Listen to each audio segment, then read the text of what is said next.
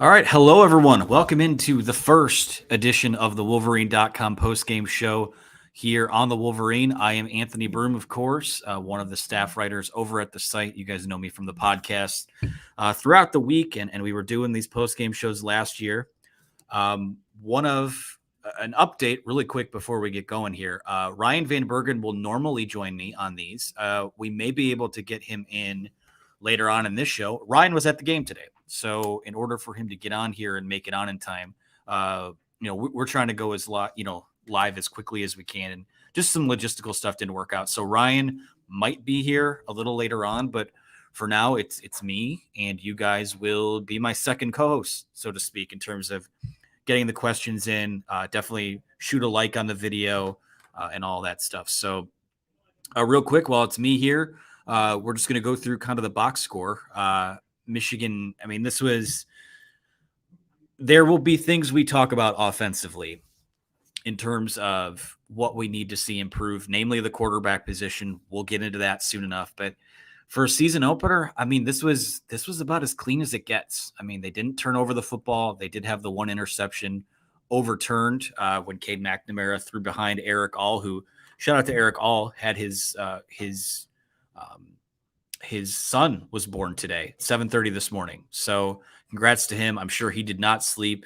Didn't see him a ton today. I think probably that has a lot to do with the fact that he was so sleep deprived, but as workmanlike an effort as it gets. Michigan finishes the day. It's a 51-7 final score over Colorado State.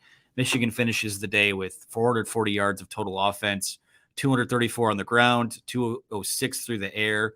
Only one penalty total between both teams in this game. So it was a clean game. Michigan ran 68 plays. They were at 6.5 yards per play on the day. Where were they at time of possession wise? They slightly won that, 30 minutes and 30 seconds time of possession. Yeah, it wasn't sexy. I thought there were some issues. We'll talk about the quarterback stuff in a minute, but I didn't think the offensive line, this was not the Joe Moore award-winning offensive line that we saw last year. Injuries were a part of that. Ryan Hayes did not play today.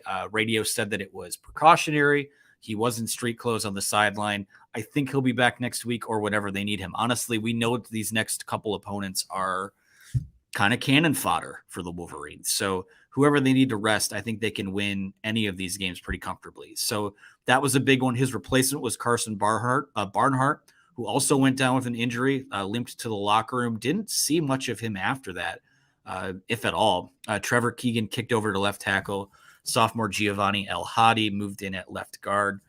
Trente Jones, I don't think, had a super great day. Everyone, I'll say on both lines, at least to start the game, everyone looked a bit like a step or two slow. So that's something that you want to start quicker than that.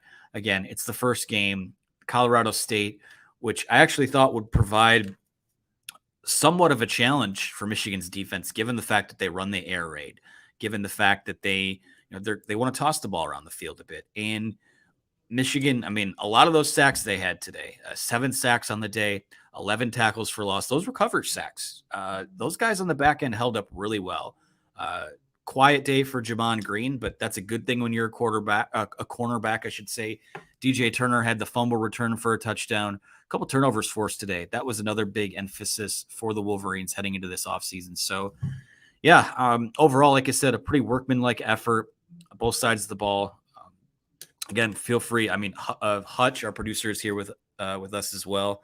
You can throw up questions anytime. Willing to take those at any moment. I do want to talk about the quarterbacks for a second, though. Namely, this was Cade McNamara's first trip through the rotation, so to speak, right? Like he's getting the first crack at this job. He just said after the game he thinks that Harbaugh's plan for the position is unusual, given that he felt like he had his best camp. But that was a guy today that let me pull up the box score here. He finished 9 of 18, 136 yards and a touchdown. Alan Bowman came in relief, 5 for 6, 40 yards. J.J. McCarthy, the guy who's going to start next week, 4 for 4, 30 yards. We'll talk about some of the takeaways with the quarterback position there. But, yeah, McNamara, it didn't look sharp. It didn't look how a senior captain at quarterback is supposed to look. It seems like everything he was doing, he was laboring, I think is the best way to put it. Chris Ballas had said that when we were talking in the press box about it. So listen, I mean, JJ is going to get his crack at the job. I mean, everything they've done is an attempt to let him go win this job, go take the starting quarterback job. And I don't know that we saw enough on Saturday to make his case. But I think what we did see from McNamara's perspective is that, listen, that this might not be, he might have a battle on his hands because that's not going to get it done. It's not. 9 of 18, 136 yards. One of those plays, the 61-yard, it was basically a bubble screen to Roman Wilson. It got to be sharper than that. So that's where we're at there. Hutch, let's pull up some questions here if we can. All right, the first one's from Derek Lessiter, who says, AB, what are your thoughts on this defensive line?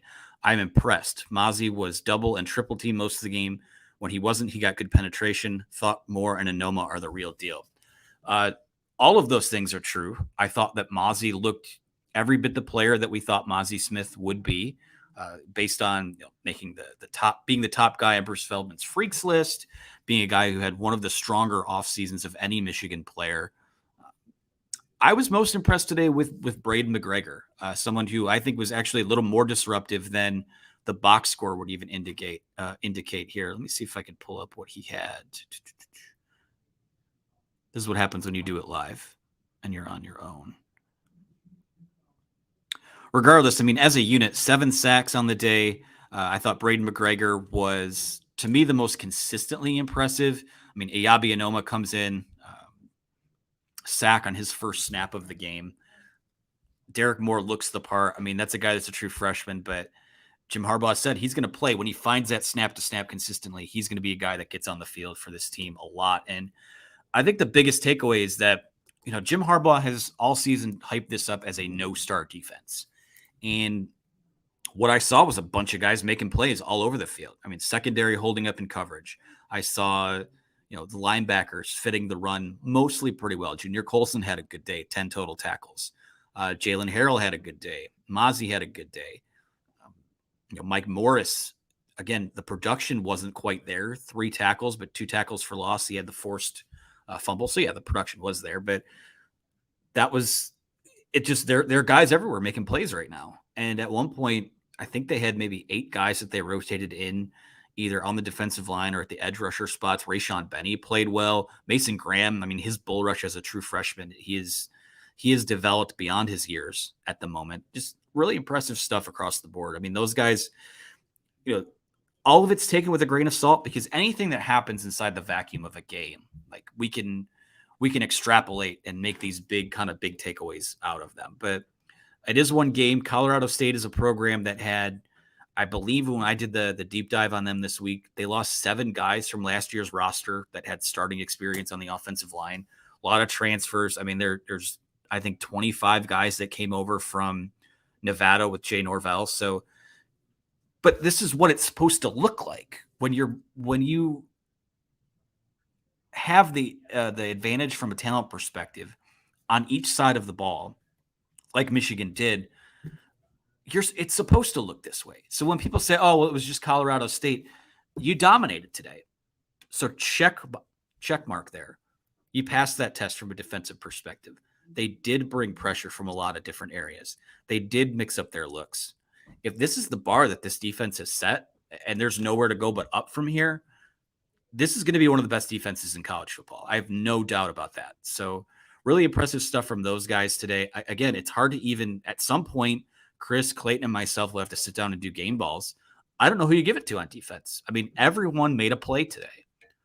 Really nice job by Jesse Minter. Really nice job from those guys who had a great camp. So, Hutch, we can move on to the next question here. All right, this one's from Theodore Frazier, who says, does Cade look like he was always looking over his shoulder?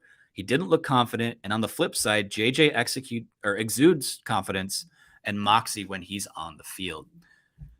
It did feel like he was looking over his shoulder a bit. I think he's a bit perturbed by what's going on right now. I can't speak for him. He did speak after the game. Those guys, Chris and Clayton, are down there right now. So looking forward to get some insight on what was said and what the vibe was. But you have to look at it from this perspective.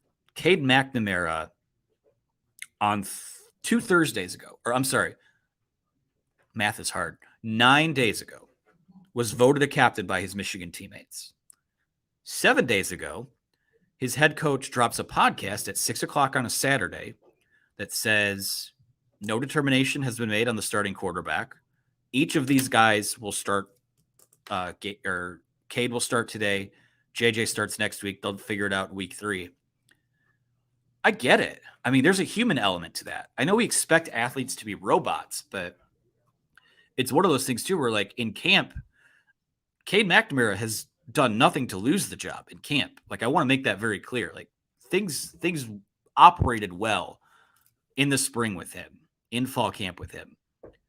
But it's not always about what you do to lose a job. It's who gives you a better chance to win.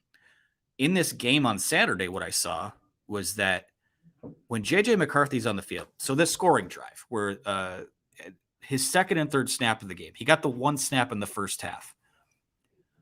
That first play happens on that touchdown drive when JJ scores because the defender crashes down on JJ McCarthy. CJ Stokes has I think it was a 19-yard rush that he had. That happens because JJ McCarthy's on the field. That next play, the 20-yard touchdown run, happens because the defense sees, okay, this running back has a little bit of juice to him. So if they give us this look again, we have to go to him. Or we have to kind of focus on him. They crash down on the running back. JJ McCarthy scores from 20 yards out.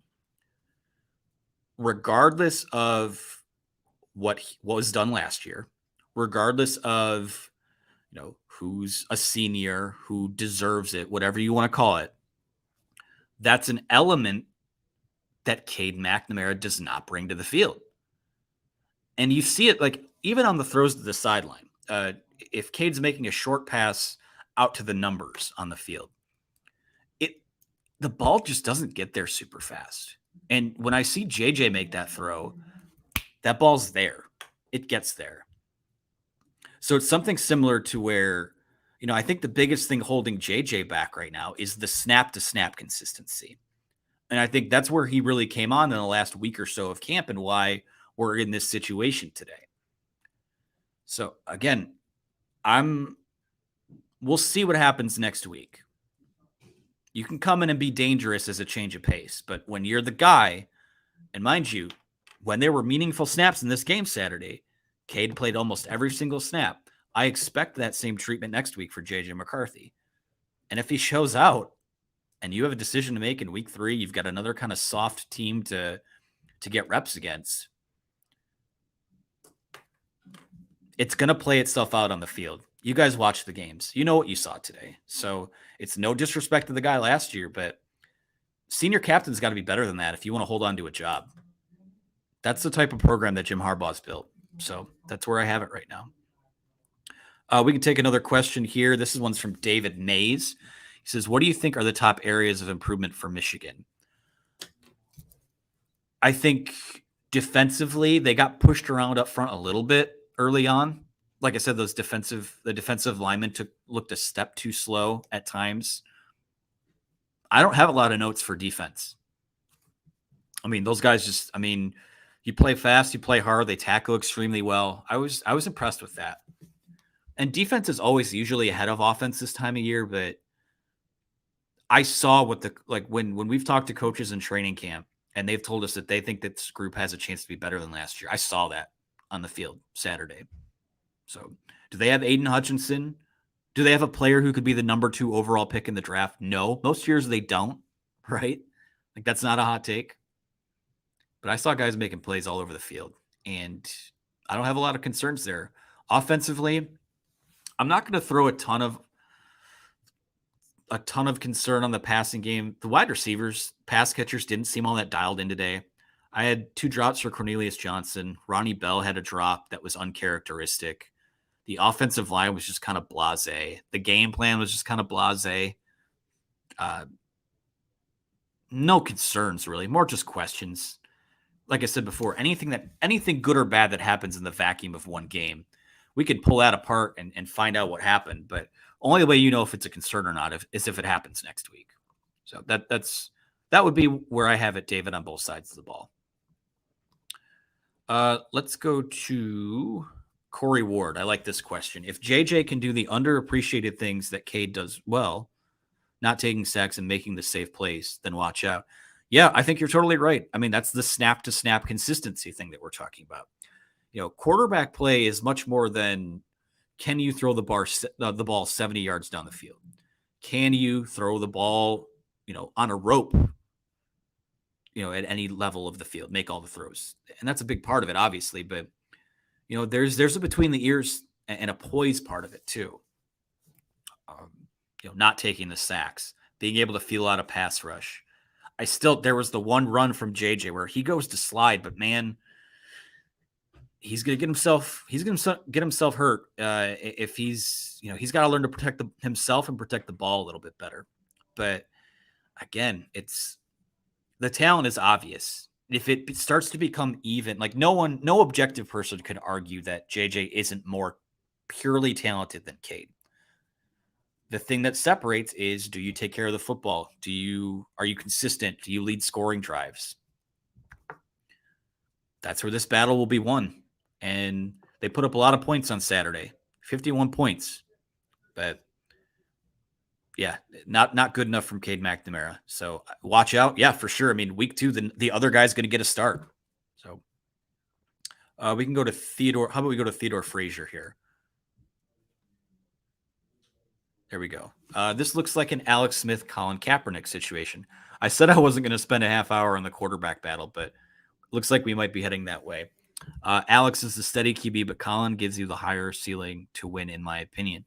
This is probably the closest to that people have always made that comparison at Michigan. I've heard it with Shea Patterson and Dylan McCaffrey. I heard it with Wilton Spate and Brandon Peters.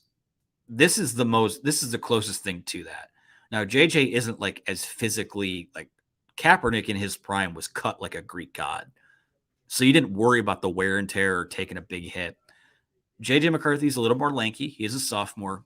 But yeah, I mean, this isn't about, I think a lot of people have viewed this battle as who's going to be the guy that gives you the best chance to win a tough road game at Iowa or, beat Michigan State, beat Penn State. That's all fine and good. You want to do those things. This battle is about when you play Ohio State and you need someone to make a play. They were able to do what they did last year against Ohio State because in every single gotta have it situation, a guy like Hassan Haskins was money. There is not a Hassan Haskins on this team. Really good backs, as we saw Saturday, but the closest thing you can come to replicating poise in one of those have-to-have-it moments is from the quarterback position. And JJ just, he has the it factor about it. No one can deny that. So, yeah, higher ceiling, absolutely. It's all about, you have to establish a floor too. So this will be next week is JJ McCarthy's first start. We'll talk about that ad nauseum. That's by far the storyline of the week. Prime time, Jaden Davis, 2024 5-star QB will be in town. So a lot to talk about there. But yeah, I think your comparison in terms of what the dichotomy is right now, I think it's accurate. We'll stay with Theodore here. It says, do you think they were a step slow on the offensive line because of the absence of Hayes and Trente as a new starter at right tackle, just getting used to starting?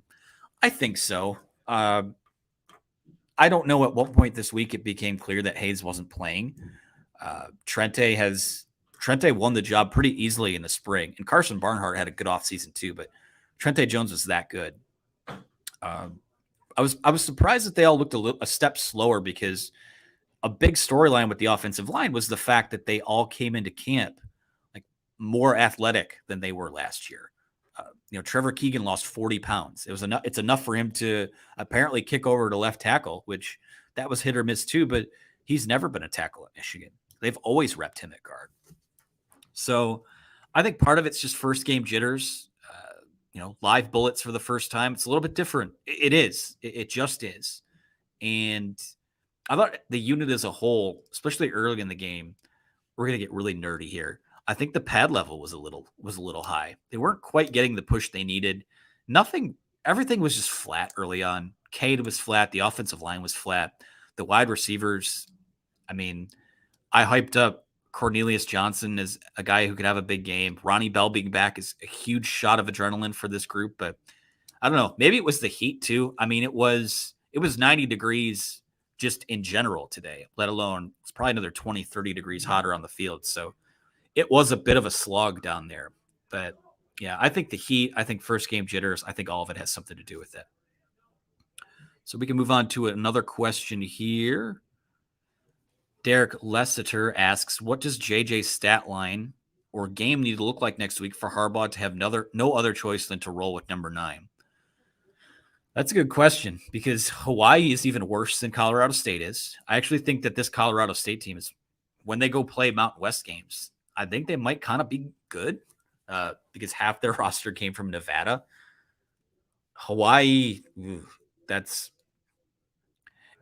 he probably needs to, for Jim Harbaugh to sit out there and say that this guy is undoubtedly our number 1 quarterback. JJ has to play a flawless game. And he has to flash everything. The big arm, the rushing ability. He's got to be all his reads have to be good. It's got to look almost perfect. Because I think that's, in their mind, that's the bar that the other guy is set. I mean, Cade, for the most part, executes the offense at a high level. He moves the ball. They end a lot of their drives and points. JJ can't throw a pick next week. JJ can't make a dumb mistake. He's a sophomore. Like, freshman mistakes, those are for last year, right?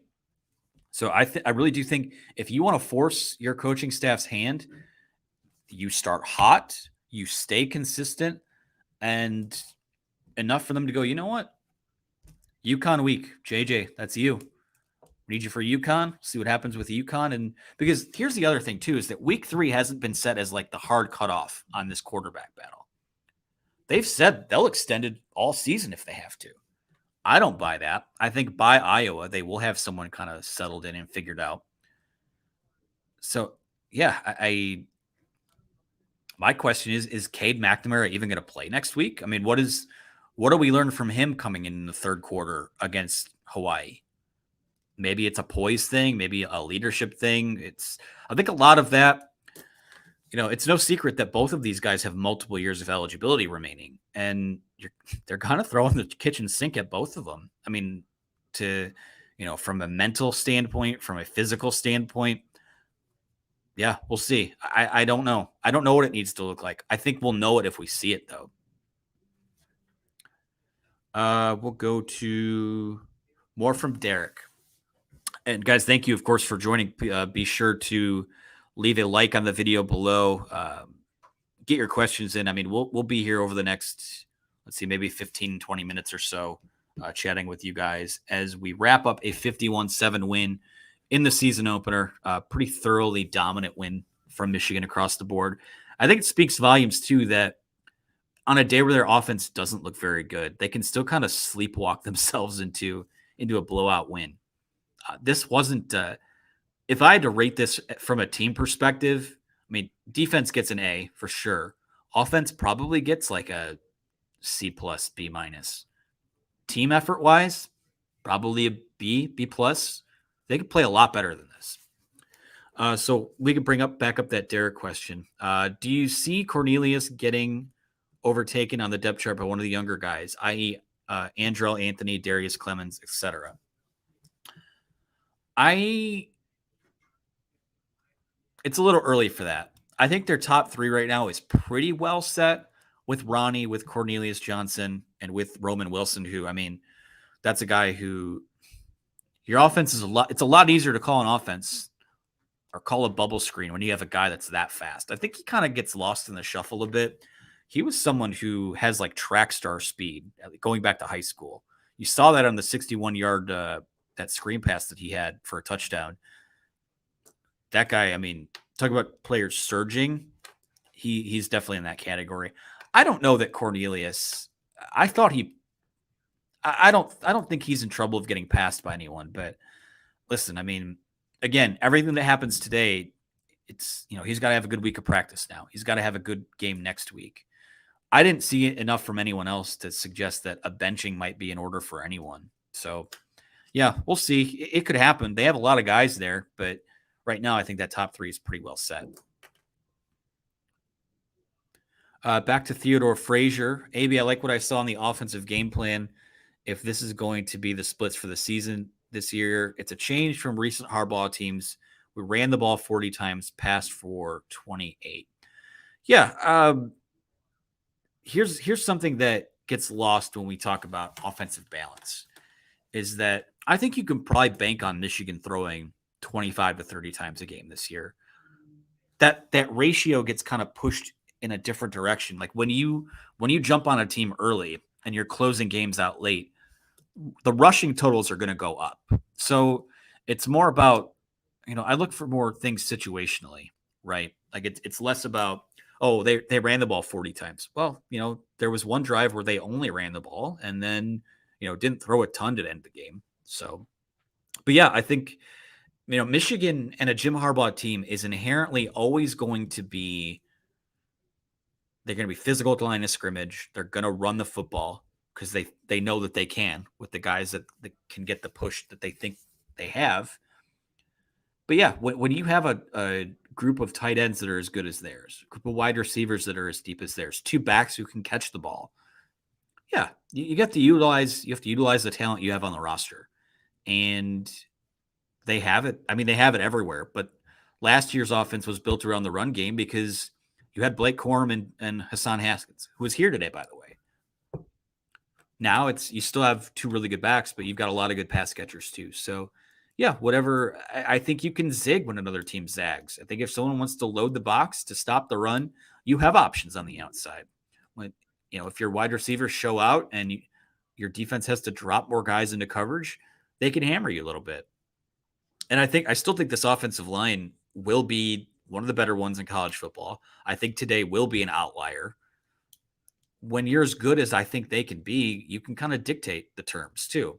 So that's where I see the offense right now. At balance, I mean, I thought they'd maybe throw a little bit more to get an evaluation of Cade in this quarterback battle, but no issues really with the game plan today.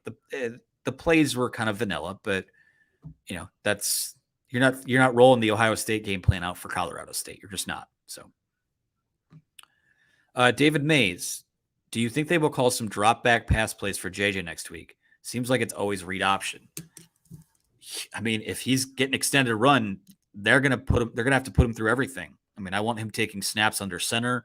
I want him taking snaps out of the shotgun. I want him running the read option. I want to see some of the RPO stuff you can do off of that. Yeah, you absolutely have to. I mean, it can't just always be a gimmick if he's going to be in the game for an extended amount of time. So that's where I have that. What else do we have here? Guys, feel free to keep them. I know there's only so much you can kind of get to when it's week one and not a lot of drama in the game. But this one's from Nadeem Ahmed, who says, what do you think about the offensive play calling? I'm guessing he means. Doesn't seem like we'll be missing Gaddis that much. Play calling looked pretty similar. I'll call a spade a spade. I don't think they'll miss Josh Gaddis this year. I think that Michigan's offense got better down the stretch last year when there was a little more collaboration in the play calling. Now in the first half, that looked a lot like early on last season. I mean, Jake Moody, I'm sure they want to get him some kind of all-time scoring record here at Michigan, but I don't want that guy's leg to fall off on Labor Day weekend, right? You want him kicking extra points, not field goals. So, yeah, the identity is going to stay the same. I mean, the offensive line set the identity last year. Jim Harbaugh, at the end of the day, it's always going to be a Jim Harbaugh-led offense. That's not to say he called plays in favor of Gaddis or that Gaddis was calling the plays that Harbaugh was giving him. But yeah, I don't think I really don't think they'll be hurt by him being gone. Maybe that's hubris. I don't know. I think he did a fine job down the stretch, but I think the way things went on the way out the door, I don't think they'll miss him, honestly. And I think things look pretty good right now. We can go to another question here. This one's from D2K2. They would have passed more if Cade was on the money. At one point, he was 7 for 15. I would not throw the ball as much. Yeah, there was kind of a. I have to go back and see which drive it was. Let me see here. The drive where it was 7 plays, 48 yards. They ran every single time with Corbin Edwards. And I think at that point, that was kind of where Cade was towards the end of the first quarter. This was about halfway through the second quarter. It just wasn't as sharp as it needed to be. So that was when they're like, you know what? We're going to stop playing with our food here for a bit, and we're going to put a touchdown on the board. The fact that it was 13-0 halfway through the second quarter, I don't think is where they expected to be, where they wanted to be. So, yeah, when in doubt, you kind of go to what you're good at, what your bread and butter is. And yeah, at that point, I thought I was surprised we didn't see JJ a little earlier than that. But I agree with you. You want to here's the thing too. It's not like they didn't start the game trying to get him in rhythm. I don't think he threw a pass more than 10 yards down the field, especially some of the quicker, like the throws to Cornelius Johnson on that first drive or the drop that Ronnie Bell had. There was nothing particularly difficult about any of that. The throw to Eric All, even though Eric All fell, the throw was still behind him. I felt like they tried to dial, like, I think the staff wants him to succeed. Like, they're not tanking him so JJ McCarthy can start. They gave him pretty easy stuff to run this week in the pass game, and it wasn't what it needed to look like. So that will go on his evaluation, and they will see what the other guy does next week. So, yeah, I'm with you. I think if he was a little more locked in, I think they would have kept it rolling. But for me, this looked it looked a lot like what non-conference looked like last year in the passing game. So. David Scheffler asks, what do you think of the defensive line and the amount of talent they have to go after the QB?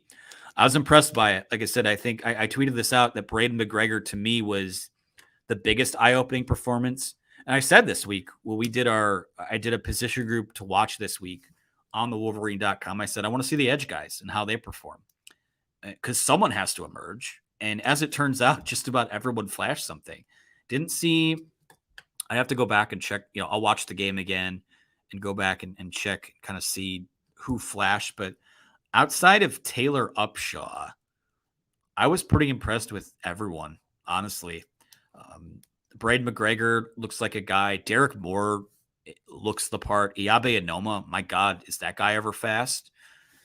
So I don't know that they don't need anyone to be Hutchinson Ojabo, but if they can rotate like that, like hockey lines is a good way to put it, where everyone comes into the game, stays fresh, gets after the quarterback, it's going to be a dangerous defense. And I think a lot of the reason that they had such a good day also is, again, I'll say shout out to the secondary. Rod Moore had a pick today. I thought both corners played extremely well. Will Johnson got some extended run, got burned on that last touchdown to kind of, Michigan, if they would have had a shutout today, it would have been their first shutout. And we looked this up since October 10, 2015. Couldn't get it done. Will Johnson got burned on the touchdown. He's a freshman. You need to put that stuff on film as a freshman in the fourth quarter of these games. People might get frustrated. I don't think it affected anyone's gambling line. Shout out to those of you who hit on the point spread. And I think also that might have been, I forget what the over-under was. I think it was 60. So anyone who bet the point spread and also the under, congrats to you today. But yeah, that's just a good show across the board. I just think all three levels of the defense I thought played really well. Freshman Mason Graham looked great. Will Johnson I thought had some moments. Jimmy Rolder got some run at linebacker.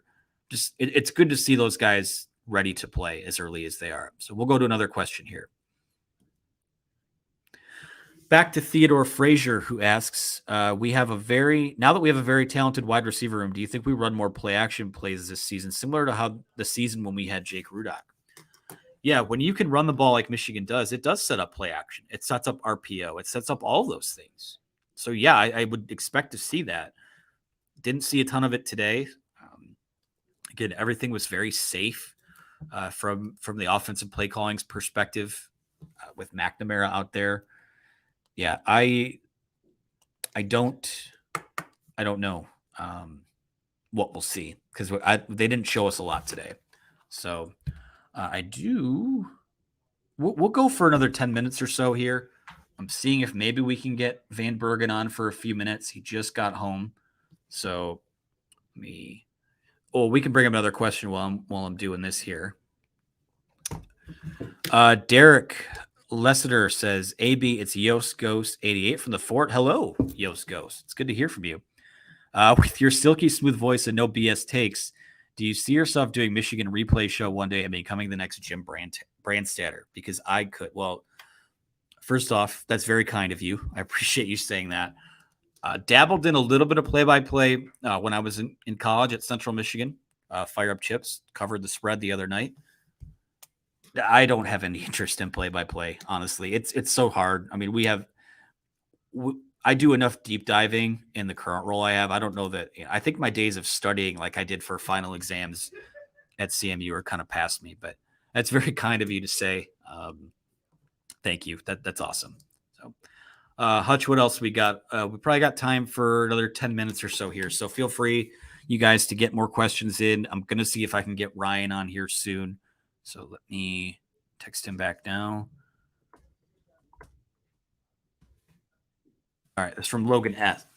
Logan S. We know what we have with Cade. Now let JJ loose and see what he can do passing wise. You're getting your wish next week. That's the funny thing about this is that everyone who wants to see them go to JJ, it happens next week. Now the question past then is, does it happen in week 3? Does it happen in week 4? Does it happen at Iowa? Those are bigger questions right now. Anyone who's upset with the way that Cade McNamara played today, you're going to get your wish next week. Your guy is going to be on the field, and he's going to show you what he can do. So that's just a situation where show me. Show me. That's where I'm at right now. All right, back to Theodore Frazier. The one TD we gave up, I didn't see. Was it a press off the line of scrimmage, or was it cushion that the wide receiver ate up? Or did he peek in the backfield because CSU was moving the ball with a run? I'd have to go back and look. I mean, a little inside baseball here. When these games get out of hand late like they did, like this one did, you kind of start to prep the post-game recap. You start to prep the post-game show, which happy all of you are here. Thank you so much. It means a lot. We'll be doing these within probably 15, 20 minutes of the game ending on most weeks. We'll see what logistical issues we have along the way. But yeah, you start to prep those posts. And so I think that at the end of the game, I know I did see I saw the end of the play. Will Johnson got beat. These are good wide receivers too that Colorado State throws out there. I mean, a couple guys transferred in from Nevada. They run the air raid, to throw freshmen into the fire against a team that I believe at that time they still had their starters in. I could be wrong. Again, I have to go back and look, but yeah, I'm not sure what happened there. There was a play earlier in the game where it looked like he was kind of beat, but then made a nice play in coverage, and he's a freshman, right? Like, things are going to happen. He was playing high school football less than a year ago.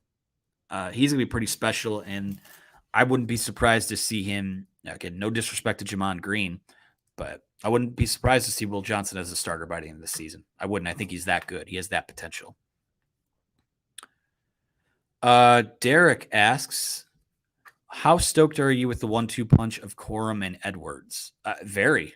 And it was a quiet day for them, honestly. I mean, all of my bold predictions just totally just went out with a Peter today. I said that Cornelius Johnson would be the offensive player of the game, and then he dropped 2 of the 3 targets he had early on, and the passing game didn't look sharp at all.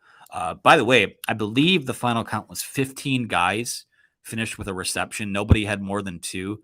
Roman Wilson, Cornelius Johnson, and here's one. True freshman Colston Loveland was the other guy. So quiet day for Corman Edwards. Both of them over 5 yards per rush. Nothing super explosive. 12-yard run for Edwards, 19-yard run for Blake Corum. Did either of those guys catch the ball? Both of them had 1 reception each. So nothing super crazy, nothing super sexy. I think this is the other thing. I guess another point in J.J. McCarthy's on his resume is that, we already know when he comes into the game that you have options at what you can do. He's someone that you can, obviously the QB run stuff with the option, but you have to keep imagining a look where JJ comes in the game with both Edwards and Corum on the field at the same time, with the wide receivers that Michigan has, with the offensive line that Michigan has. Talk about options, talk about playing chess while other teams are playing checkers. That's a lot to be excited about. So, yeah, as Hutch brings up the receiving guys here, again, nothing super explosive there. I mean, Eric All had the catch for 22 yards. Roman Wilson had the 61-yard bubble screen. That was pretty much it. I think if you look in here, what's the most disappointing aspect? It would be the 6 targets for Cornelius Johnson and only 2 catches. I thought he'd have a bigger day than that. I think throughout the season, he's going to have a bigger impact because Ronnie Bell is going to draw most teams' number 1 cornerback. But yeah, again, anything that happens, like I'm not putting anyone on blast for what they did in game 1. So Ryan Van Bergen, here's an update. He is on his computer right now. So we should have him on soon enough. We'll get him in here at least for a little bit towards the end. This is what happens when you do it live. So Hutch, you can pull up another question here while we're waiting. Shay says he's feeling less nervous about the Iowa trip. I'm with you too, but somehow that team has a way of bringing you down to their level.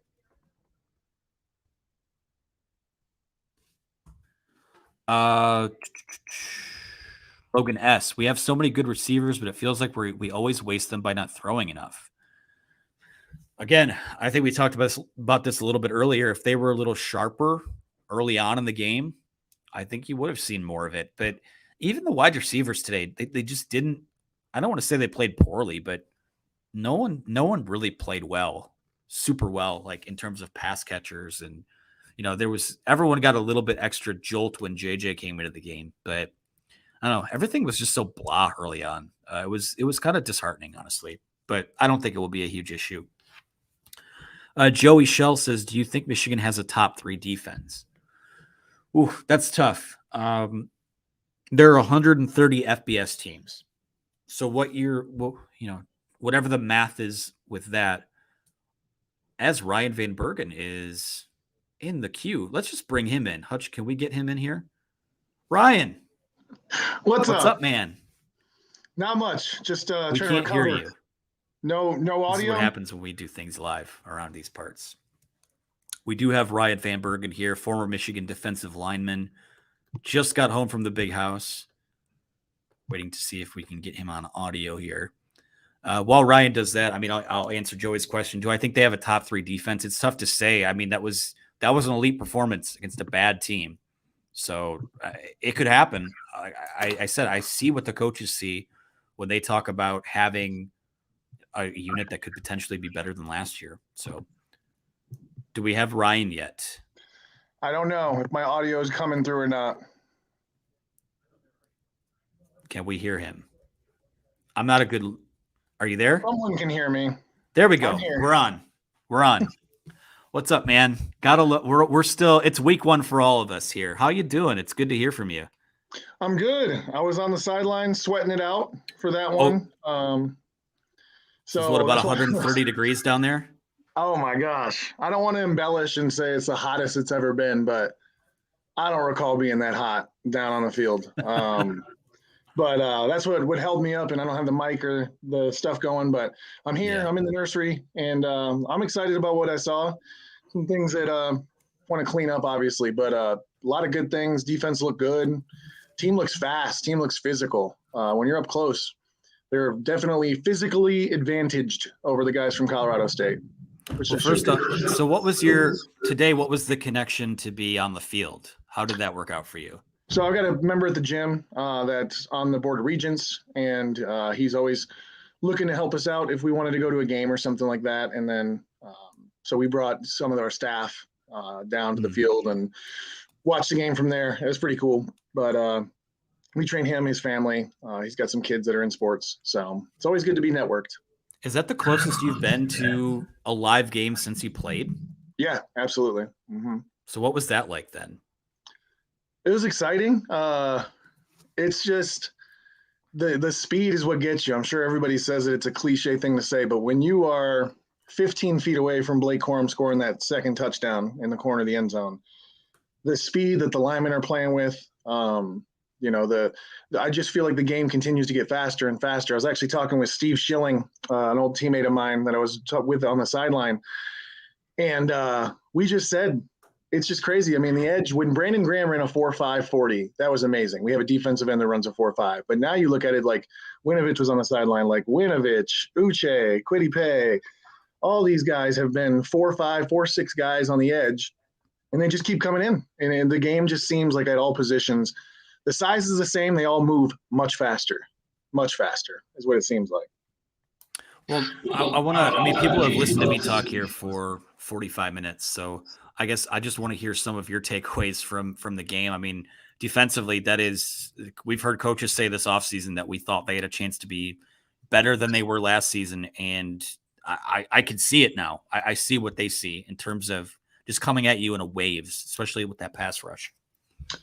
I would agree. I think our defense is going to be solid. It's a question mark coming into the season where they were going to be with the new coordinator and with who graduated and what, big shoes we had to fill.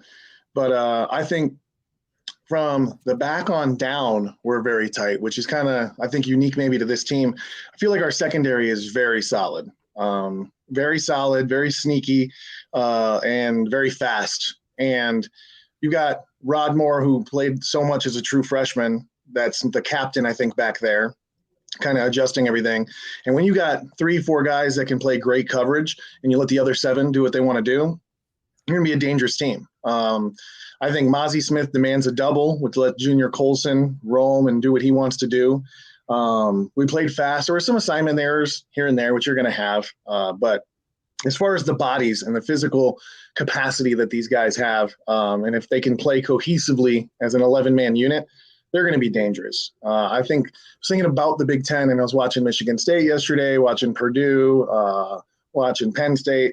I think Michigan would be the highest likelihood of being the best defense in the Big Ten. And I think today just, for me, reinforced it. We are going to be the best defense in the Big Ten. I don't think anyone will challenge us for that.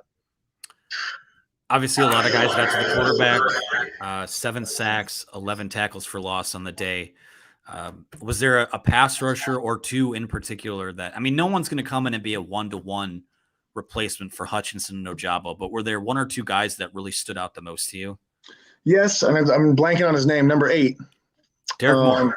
Derek Moore, yeah. I thought that he consistently, even when the ball was being released, he was consistently getting pressure. And I think, again, no need to compare to what we had last year, but that's one thing I thought Aiden Hutchinson made him so special was, of course, he's impacting the game, but the amount of times that he's impacting with pressures to the quarterback.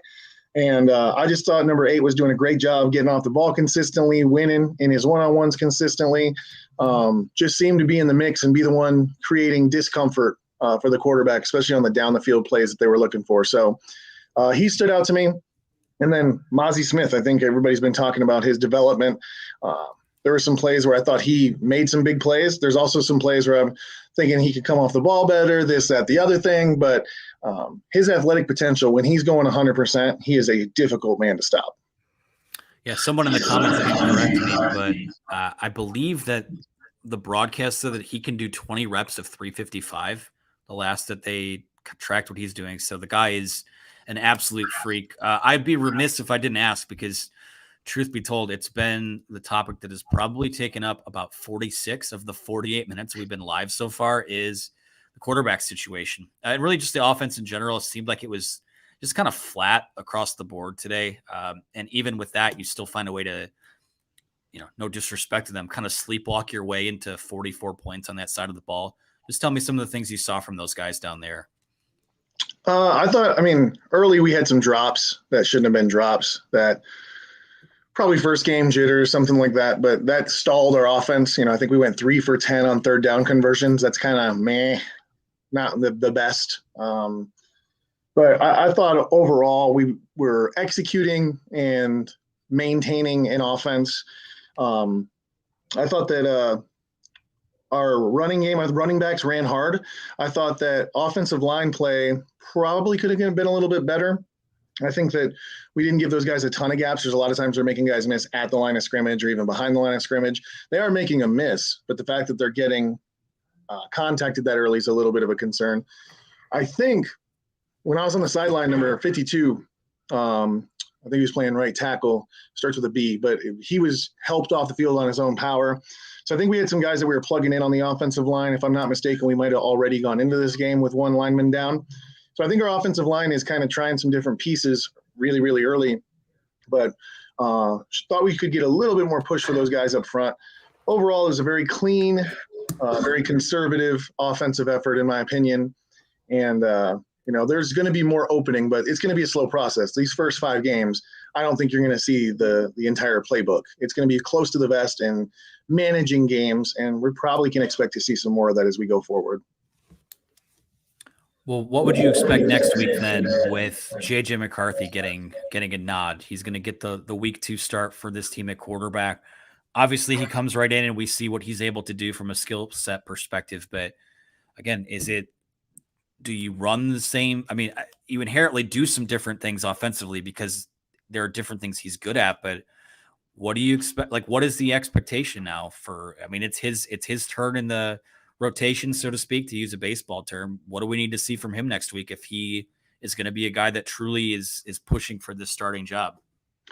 Well, I think we've got our benchmark in what McNamara was able to do today. I do think, like I said, some drops hurt him, some conservative play calling hurt him, but I honestly think you're going to see an evaluation after week 2 versus Hawaii of, all right, here's what we called for McCarthy. Here's what we called for McNamara. Here's what they did with it. This is we've got to evaluate and make a starter moving forward. They can't keep alternating games, as exciting as that may be to watch. So I think if you're JJ McCarthy, you're going into this game to give them a reason. You can't not start me because this is what I can do when you give me opportunity. Now, competition-wise, we're all going to be left with the question of, well, how does Colorado State's defense compares to Hawaii's defense, especially if there's a big discrepancy between how the 2 quarterbacks perform. But I think this is just my personal opinion that Harbaugh's looking for a reason to be able to put McCarthy out there and sit a returning Big Ten champion captain quarterback. And that's going to be a tough thing to find. But maybe versus Hawaii, McCarthy goes off for 7 touchdowns and, crazy QB percentage. And you can totally justify, well, I have to give McCarthy the starting job. But we'll see. I don't know how he's doing it, but hey, at least we didn't lose one of them in the transfer portal. I thought we were going to get that tweet sometime this offseason. So I give my kudos and tip my hat to Harbaugh for keeping 2 really talented guys around and positive about the situation.